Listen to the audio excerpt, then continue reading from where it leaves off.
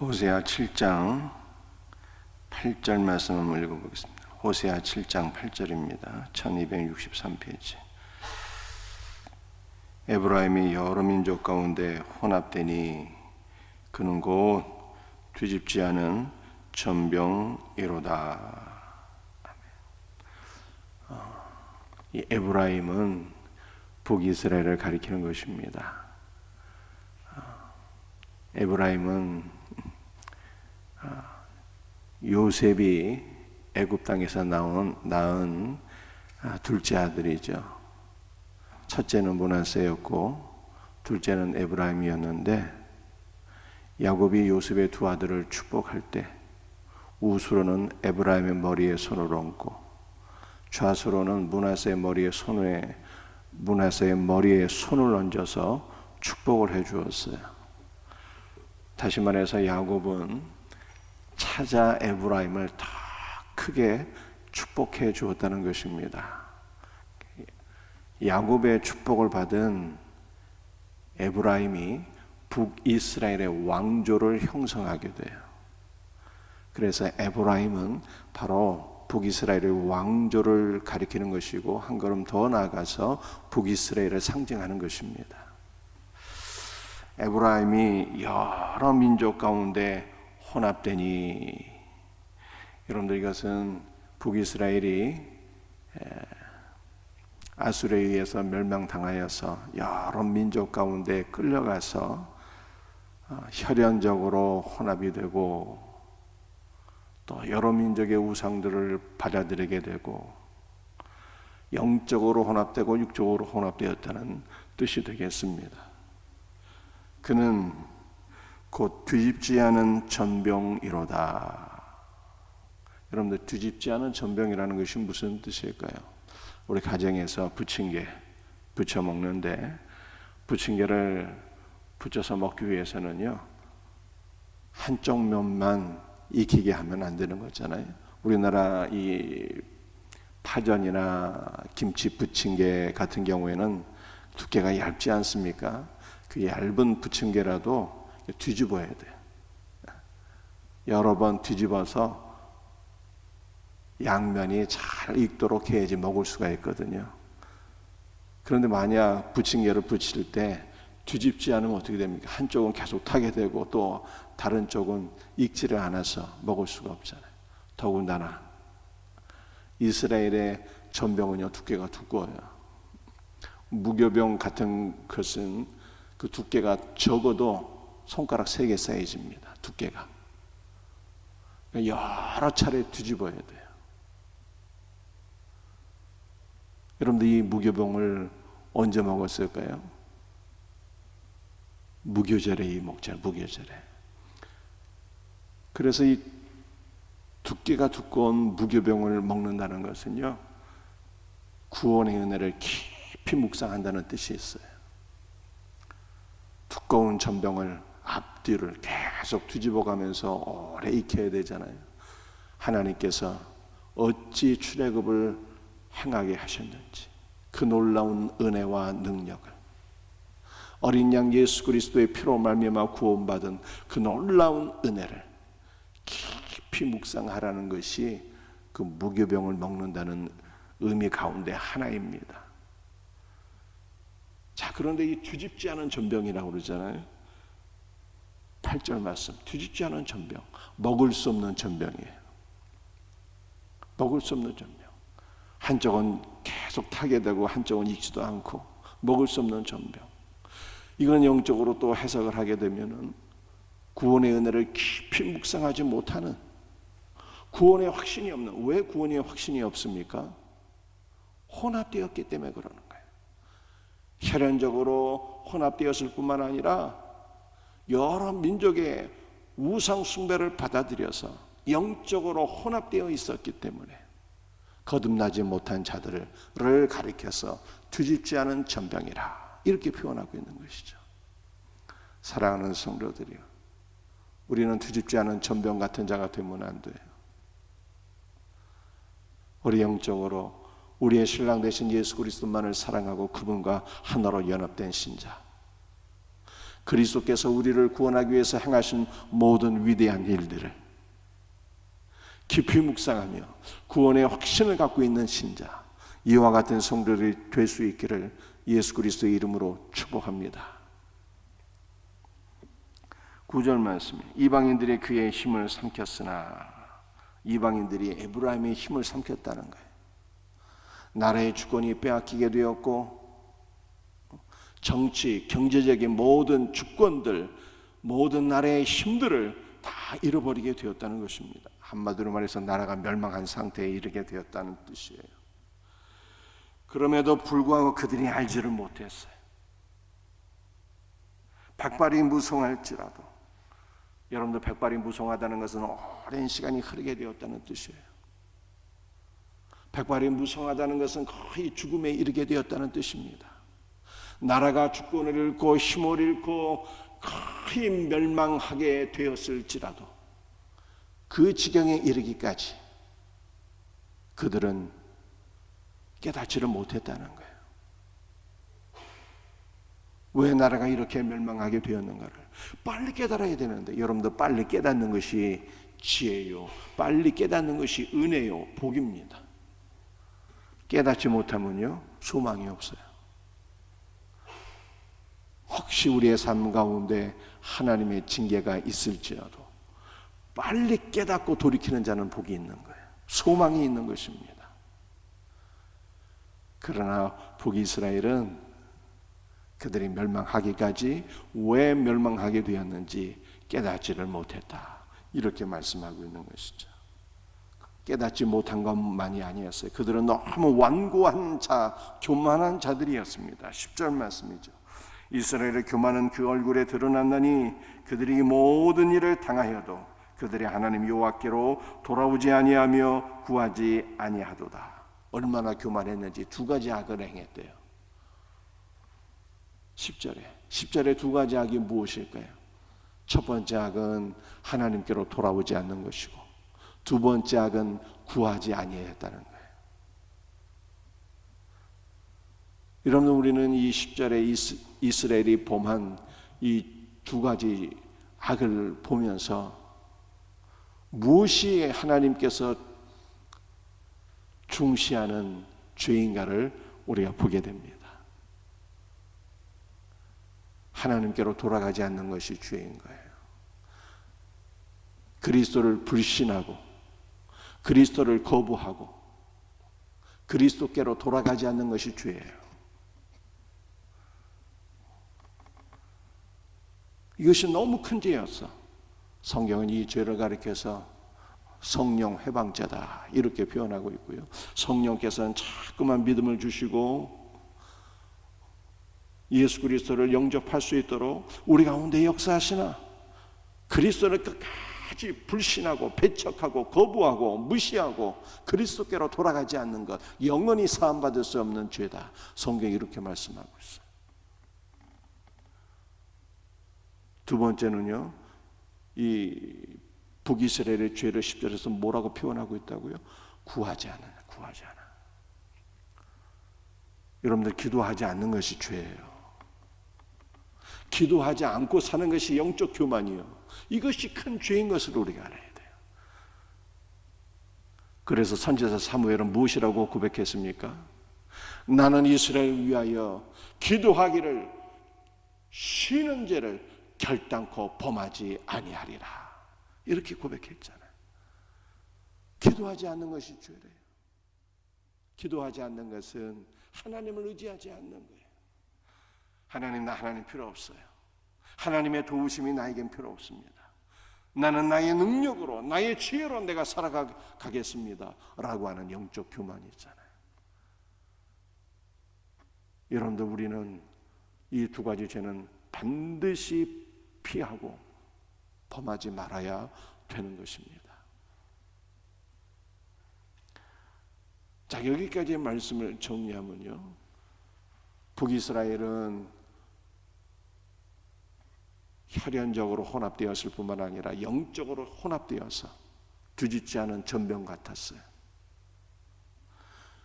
그들은 자신들이 멸망하기까지 자신의 죄를 깨닫지 못했습니다.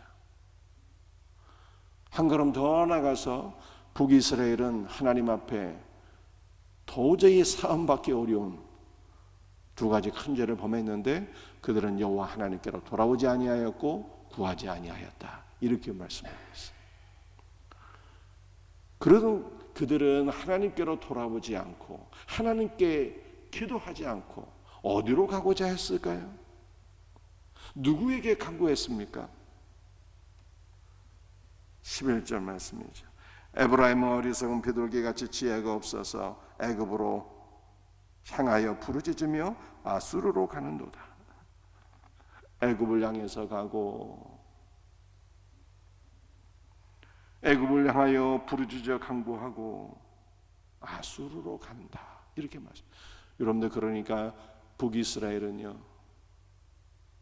세상 나라를 의지하고 권력을 의지하고 군대를 의지하고 사람에게 도움을 요청하며 그렇게 살았다는 거예요.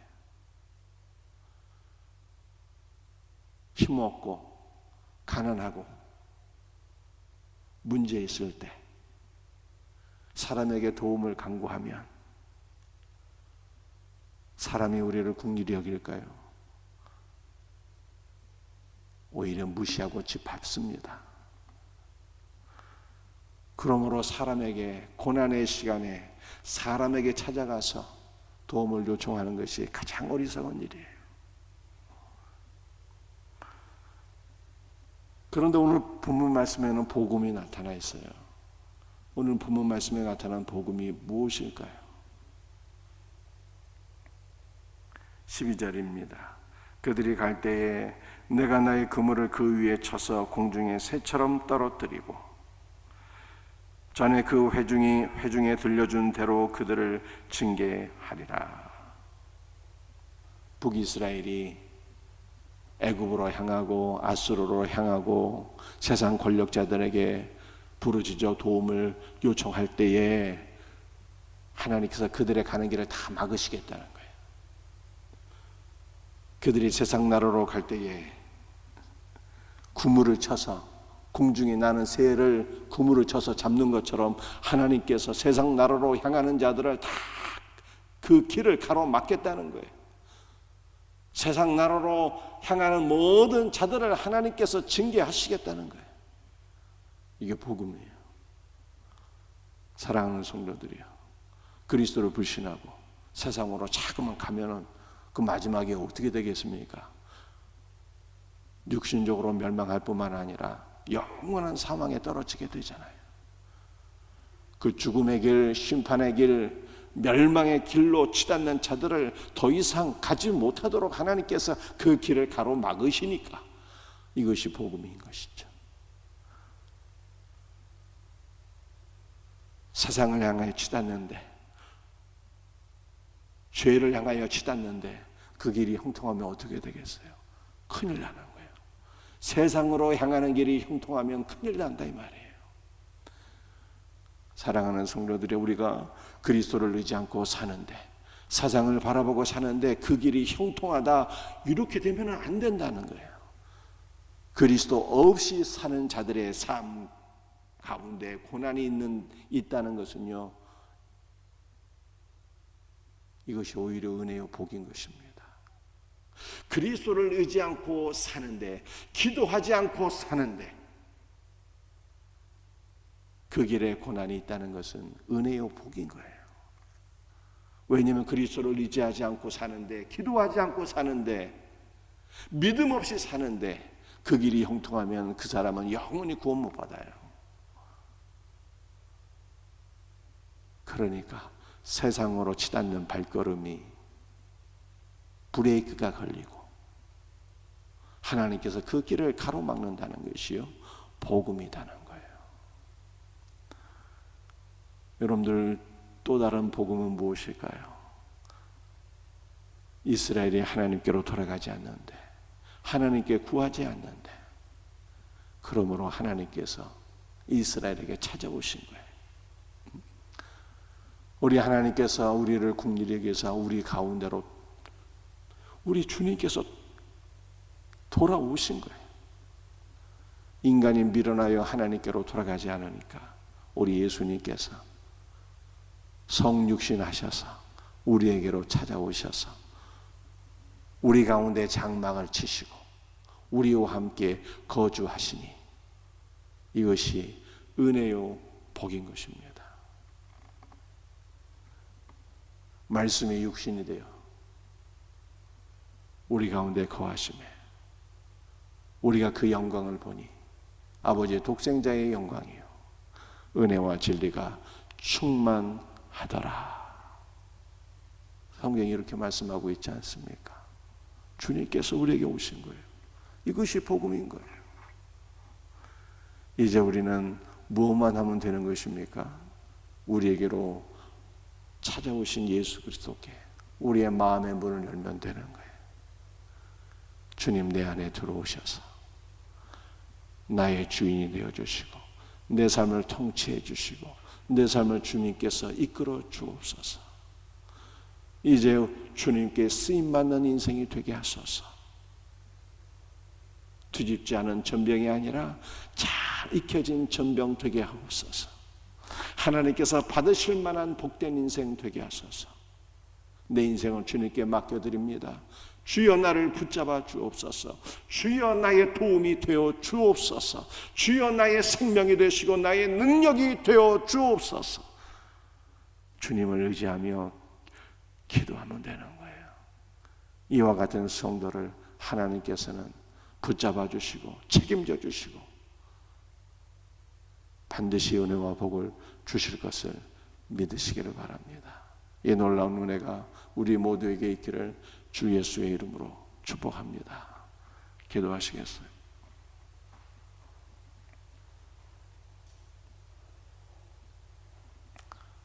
주님 감사합니다. 오늘 새벽에도 주신 말씀을 붙잡고 기도하오니 우리 가운데 영적으로 혼합된 자 없게 하여 주옵소서. 뒤집지 않은 전병 같은 자 한 명도 없게 하여 주시옵소서. 오직 우리의 신랑 되시는 예수 그리스도만을 사랑하고 의지하고 주 예수 그리스도와 하나로 연합된 자들이 되게 하시고 앞뒤로 잘 익혀진 전병 같은 자 구원의 확신을 갖고 살아감으로 하나님께서 받으실 만하고 하나님께서 드실 만한 인생 되게 하옵소서. 주 예수님, 어리석게도 세상을 향하여 치닫고 세상을 의지하고 세상에게 무엇인가를 구하는 자들을 한 명도 없게 하시고 오직 우리의 힘과 능력이 되시는 주님만을 바라보고 주님만을 의지하고 주님께 기도하며 사는 인생들 되게 하옵소서. 주 예수님, 우리가 세상을 향해 치닫는 발걸음이 형통하지 않기를 간절히 소원합니다. 걸림돌이 되어 주옵소서. 우리의 세상으로 향하는 모든 길이 가로막혀지게 하시고 그러므로 우리의 발걸음이 오직 주님께로 향하게 하시고 주 예수 그리스도만을 의지하고 주님의 능력과 은혜와 도우심과 복주심과 주님의 생명으로 살아가는 자들 되게 하여 주시옵소서. 그러므로 오직 하나님의 영광을 위해서 살아가는 자 복된 영적 이스라엘 되게 하여 주시옵소서. 모든 것을 감사하고 오늘 이 새벽에도 특별히 연약한 우리 모든 지체들을 긍휼히 여기시며 안수하여 주옵소서. 치료하여 주옵소서. 회복의 영을 부어 주시옵소서. 감사하며 거룩하신 예수 그리스도의 이름 받들어 간절히 기도드립니다. 아멘. 주신 말씀 붙잡고 간절히 기도하시고요. 또 여러분의 개인적인 기도 제목을 위해서 교회를 위해서 기도하시길 바랍니다. 특별히 우리 10월 23일 날 진행되는 생명샘 우리 축제를 위한 세 가지 기도의 제목이 있습니다. 셀별 기도회와 특별 새벽 기도를 위해서 또 영통 우리 자이아파트 입주와 전도를 위해서 또 예수사랑 생명샘 축제를 위해서 기도해야 될 내용들 의자에 붙잡혀 놨는데 여러분들이 보시고 읽으시면서 기도해 주시고 나라와 민족과 선교지와 여러분의 개인적인 기도의 제목으로 함께 기도하시고 돌아갈 수 있기를 바랍니다. 다 같이 주여 삼창 부르짖으며 기도합니다. 주여 주여 주여 역사하여 주시옵소서.